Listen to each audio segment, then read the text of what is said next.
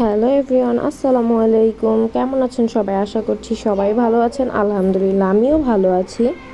গতকাল আমার বার্থডে গিয়েছিল। আমি ছিলাম আমার বাবার বাসায়। তো আমার বোন, খালাতো ভাই মিলে ছোট্ট একটা সারপ্রাইজ রেডি করেছিল আমার জন্য।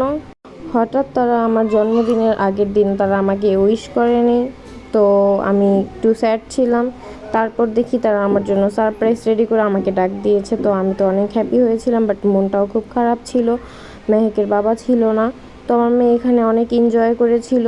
কেকটাও খুব মজার ছিল। তারা ছোট মানুষ যা পেরেছে তাই করেছে, আলহামদুলিল্লাহ। তো এখানে আম্মু আবার বিরিয়ানি রান্না করেছিল।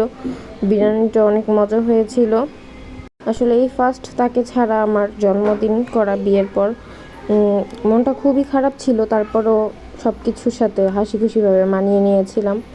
বাট তার আশায় ছিলাম যে সে আসবে, সে আসে নাই। তার একটা জরুরি কাজ পড়ে গেছে, তো সে বাসায় চলে গিয়েছিল। এখানে কিছু সুন্দর সুন্দর পিক আছে ভাই বোনদের সাথে। পরিস্থিতি যেমনই হোক না কেন, হাসি মুখে থাকলেই সবাই মনে করে হয়তো ভালো আছি। তো আমি সবসময় চেষ্টা করি যে পরিস্থিতিতে থাকি না কেন হাসি মুখে থাকার। ছোট ভাই হিসেবে একটা গিফট করেছিল। গিফটটাও ওর যে গিফট করেছে, আলহামদুলিল্লাহ, ওর নিজের উপার্জনের টাকা দিয়ে খুবই সুন্দর একটা 3 পিস ছিল। ভিডিওটি ভালো লাগলে অবশ্যই লাইক, কমেন্ট, শেয়ার করবেন অ্যান্ড সাবস্ক্রাইব করে দিবেন। আমার ভাই বোনরা ছোট মানুষ হিসেবে যা করেছে আমার কাছে অনেক অনেক বেশি। আলহামদুলিল্লাহ, এমন ভাই বোন পাওয়া ভাগ্যের বিষয়।